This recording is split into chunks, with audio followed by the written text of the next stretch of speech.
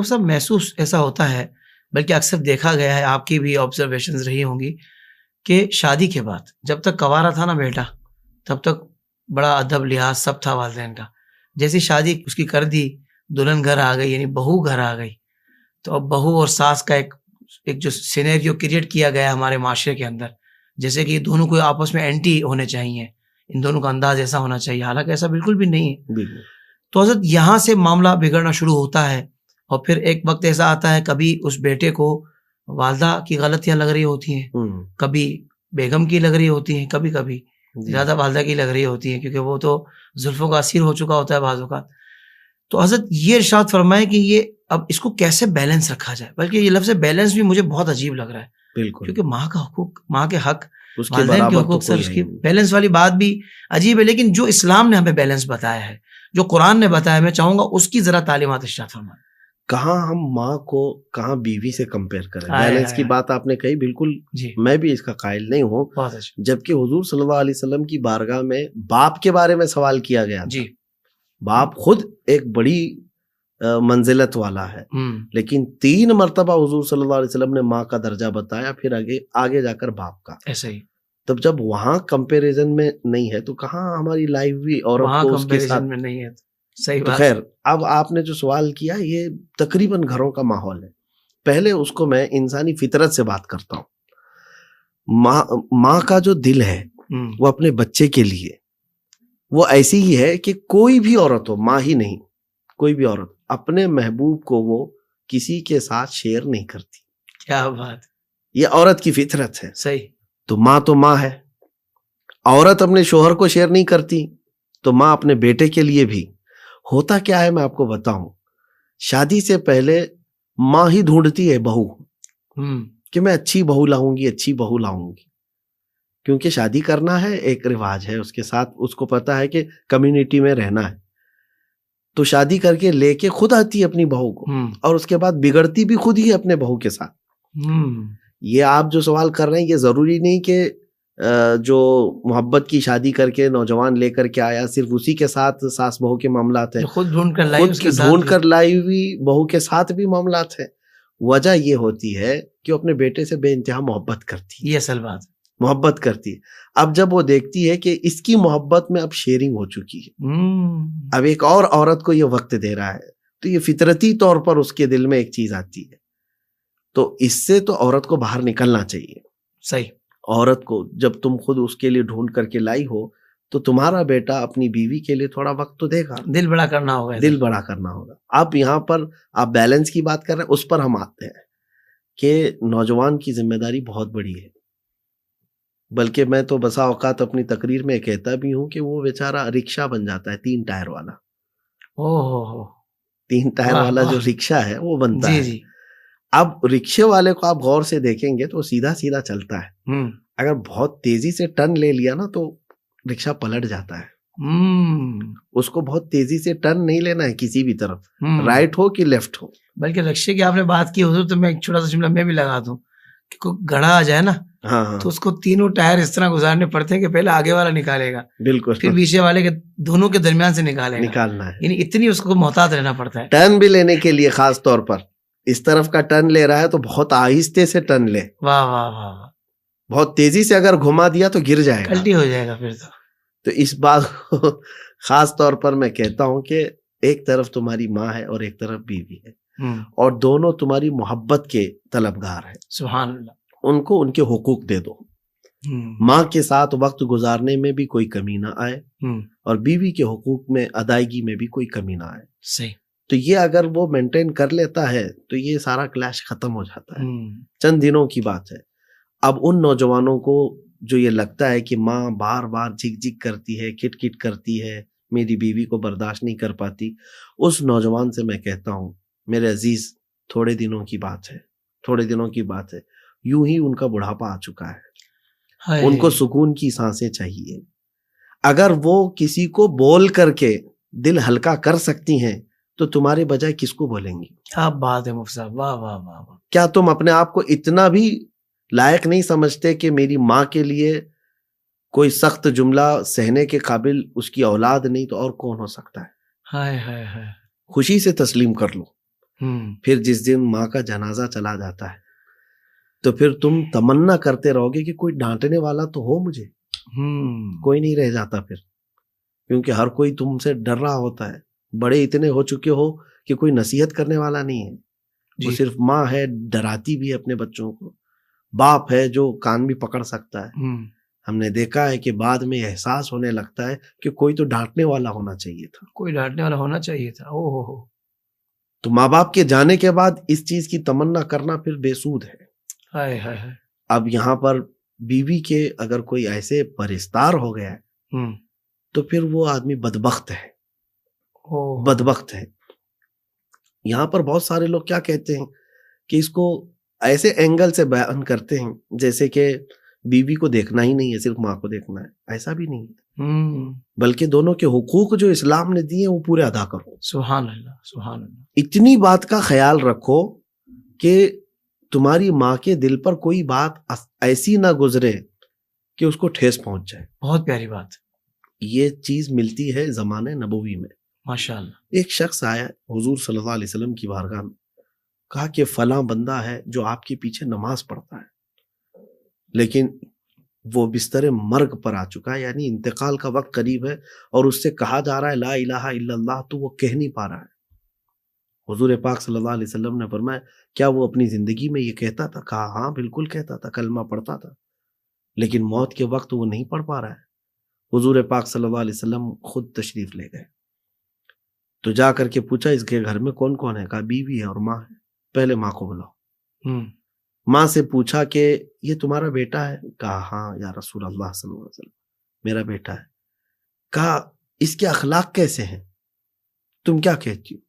ماں نے اتنی تعریف کی، کہا کہ بہت بلند اخلاق والا ہے، بہت اچھا ہے، آپ کے ساتھ رہتا، آپ کے پیچھے نماز پڑھتا ہے، اس سے بہتر کیا ہے اس کے لیے؟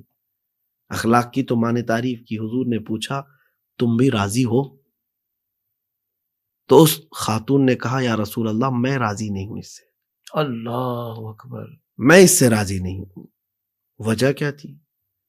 رسول پاک صلی اللہ تعالی علیہ وسلم نے پوچھا تو خاتون کہتی ہیں میرا اکلوتا بیٹا ہے، نازوں سے پالا ہے، اس کو نظروں سے غائب ہونے نہیں دیتی، اور جب یہ جوان ہوا تو اس کی مرضی سے، اس کی خوشی کے اعتبار سے بہو لے آئی، لیکن جب سے یہ شادی کر کے گھر لایا اپنی عورت کو، باتیں ہوتی ہیں کبھی بھی تو اپنی بیوی کی بات کو ترجیح دیتا ہے، میری بات کو ہلکا کر دیتا ہے۔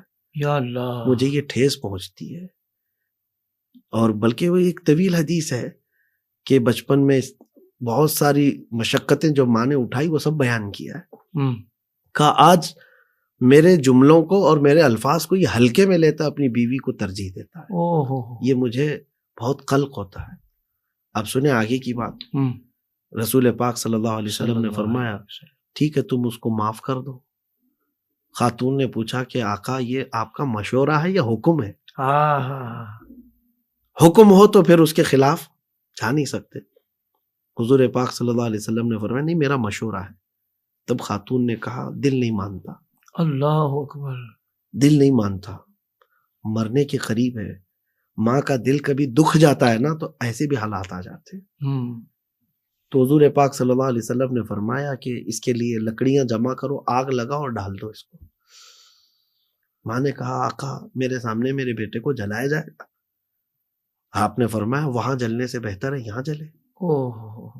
ماں جب اس سے راضی نہیں ہے تو ماں کا دل پسیج گیا، پھوٹ پھوٹ کر رونے لگی۔ کہا نہیں میں نے سب اس کو دل سے معاف کر دیا۔ اللہ، ادھر ماں نے اتنا ہی کہا تھا، بیٹے کی زبان سے کلمہ طیبہ جاری ہوا۔ اللہ اکبر۔ میرے عزیز نوجوانوں سے میں کہتا ہوں کہ یہ تمہاری آخرت ہے، صرف دنیا ہی نہیں ہے، تمہاری آخرت ہے۔ اپنی زندگی کو خدا را اپنے ماں باپ کی نافرمانی میں برباد نہ کرو، برباد نہ کرو۔ میں کئی اپنے بیانات میں اس چیز کو بھی ذکر کیا ہوں۔ حافظ صاحب میں آپ کو بتاتا ہوں ایک واقعہ ایسا ہے جو مجھے ہلا دیتا ہے۔ میرے ساتھ جو پیش آیا تھا، ایک بیوہ خاتون ہے وہ جو گھروں کے کام کرتی تھی، صحیح، ایک ہی بیٹا تھا، اوباش ہو گیا تھا، بدماش ہو گیا تھا، جوانی تھی، ابھی 16-17 سال کا رہا ہوگا۔ اس خاتون نے آ کر مجھ سے شکایت کی تھی کہ میں اس کا باپ بہت چھوٹی عمر میں انتقال کر گیا ہے، بہت مشکل سے اس کو میں نے پالا ہے. پڑھانا چاہتی تھی, پڑھا بھی لی, لیکن اب ایسا ہو گیا کہ رات بھر اوباشوں کی صحبت میں برباد ہو گیا. میرا دل دکھتا ہے اور میں بیمار ہو چکی ہوں صرف بیٹے کے غم میں. اور زندگی آدھی نکال دی لوگوں کے برتن مانج کر کے, گھروں کے کپڑے دھو کر کے. مجھے یہ بات بہت لگی تھی, تو میں نے سوچا کہ اس کے بیٹے کو بلاؤں. بیٹے کو میں نے بلا کر کے کئی دن تک ساتھ بھی رکھا تھا اور نصیحت کیا تھا. دیکھیے ہمارا کام ہے لوگوں تک پہنچنا, اور باقی ان کے دلوں کو پگھلا دینا یہ رب تعالیٰ کی شان ہے. وہ نوجوان بچہ آج بھی موجود ہے, وہ موجود ہے, اور کئی مرتبہ میں نے اس کا یہ ذکر کیا ہے. وہ رویا میرے سامنے اور کہا میری ماں بیوہ ہے اور بہت کچھ دکھ دیکھے ہیں اس نے, صحیح ہے میں بگڑ گیا تھا, میں توبہ کرتا ہوں, میں جا رہا ہوں کام پر. ہمارے علاقے کا بڑا شہر ہے, وہاں پر کام پر گیا, جاب لگ گئی تھی اور بڑے چاہ کے ساتھ اس نے کام کیا. مہینہ بھر ہوا, پہلی سیلری آئی, پہلی سیلری لے کر کے وہ گھر آیا کہ ماں کو سب سے پہلے دوں گا. کہ اولاد کے سے ماں چاہتی کیا ہے کہ اس کے ہاتھوں کی کمائی کا ایک لقمہ کھا لوں. اور جب وہ پہنچا تو گھر پہنچا تو دیکھا اس کے گھر کے اطراف بھیڑ جمع ہے. لوگوں سے پوچھا تو پتا چلا رات کو اس کی ماں کا انتقال ہو چکا ہے. وہ جو اس کی تنخواہ تھی ماں کے قدموں میں رکھ دیا, اور اسی طرح سے اس کا جنازہ اٹھایا گیا. وہ نوجوان تڑپتا ہے آج کہ زندگی بھر میں اپنی ماں کو اپنے کمائے ہوئے ہاتھوں سے ایک لقمہ نہیں کھلا سکا, اور وہ میری ماں لوگوں کے برتن مانج کر کے کپڑے دھو کر کے مجھے کھلاتی رہی. کسی اور کی زندگی میں یہ معاملہ نہ آئے. اس نے مجھے کہا تھا کہ آپ تقریریں کرتے ہیں, بہت نوجوان سنتے ہیں, یہ بات ان کو پہنچائیں کہ میری زندگی اب ایسی ہو چکی ہے کہ مرنا چاہوں تو موت نہیں. کہ میرے سامنے بار بار میری مظلوم ماں کا چہرہ آتا ہے کہ جو لوگوں کے جھوٹے مانجتی تھی اور لا کر مجھے لقمے کھلاتی تھی, اور میں ایک ایسا نکما تھا کہ میں اپنے ہاتھوں کی کمائی کا ایک لقمہ اس کو زندگی میں کھلا نہیں سکا. اور ایک بات میں حافظ صاحب آپ کو بتاؤں, والدین جو ہے غیرت مند بھی ہیں. ایسے نہیں ہے کہ وہ لالچی ہیں, بھوکے ہیں کہ تم کماؤ گے تو ہی پلیں گے. یہ صرف اور صرف ان کا شوق ہے, ورنہ تو زندگی بھر کمایا ہے, کھلایا بھی ہے, اور ان کو پتا بھی ہے گھر چلانا, لیکن صرف ایک آس ہوتی ہے نا, تمنا کہ میرے بیٹے کے ہاتھوں کی کمائی کھاؤں. واہ واہ, بس اتنا شوق ہوتا ہے. نوجوانوں سے میں یہی کہتا ہوں کہ جب تک وہ موجود ہیں ان سے جنت خرید لو. سبحان اللہ. اور ایک بہت بڑے بزرگ ہیں, فرماتے ہیں کہ انسان کی زندگی کا سب سے برا دن کب شروع ہوتا ہے پتہ ہے؟ بچے جو ہوں گے وہ غور سے سن لے میری اس بات کو. سب سے برا دن جس دن ماں اور باپ اپنے بیٹے سے بات کرنے میں ڈرنے لگ جائیں, اللہ, اس کا برا دن شروع ہو چکا ہے. اللہ اکبر. کہ میں یہ کہوں گی تو پتہ نہیں بیٹا کیا بولے گا ابھی. باپ یہ ڈرنے لگ جائے کہ میں اگر اس کو تھوڑا سا بولوں گا تو الٹا کچھ غصے میں نہ آ جائے, گھر چھوڑ کے نہ چلا جائے. ماں باپ جس دن تم سے ڈرنے لگ گئے اس دن تمہاری زندگی کا بہت برا دن شروع ہو چکا ہے. اللہ. کچھ کو ایسا لگتا ہے کہ میں ماں باپ کو ٹھنڈا کر لوں گا, ڈرا لوں گا. جس دن وہ تم سے بات کرنے میں ڈرنے لگ گئے, بد نصیبی کا دن شروع ہو چکا ہے. اللہ کی لعنت ہے اس بندے پر. رب تبارک و تعالی ہم کو عقوق الوالدین جیسے یعنی سخت گناہ کبیرہ سے ہمیشہ محفوظ رکھے. آمین آمین آمین. اور جیتے جی ان کی قدر کرنے کی توفیق عطا فرمائے. زندگی کے تمام شعبوں میں دینی رہنمائی حاصل کرنے اور آخرت کو بہتر کرنے کے لیے ہمارے YouTube channel Islamic digital studio کو سبسکرائب کر لیں اور بیل آئیکن بھی پریس کر لیں. قرآن سے بھی ملاتا ہے.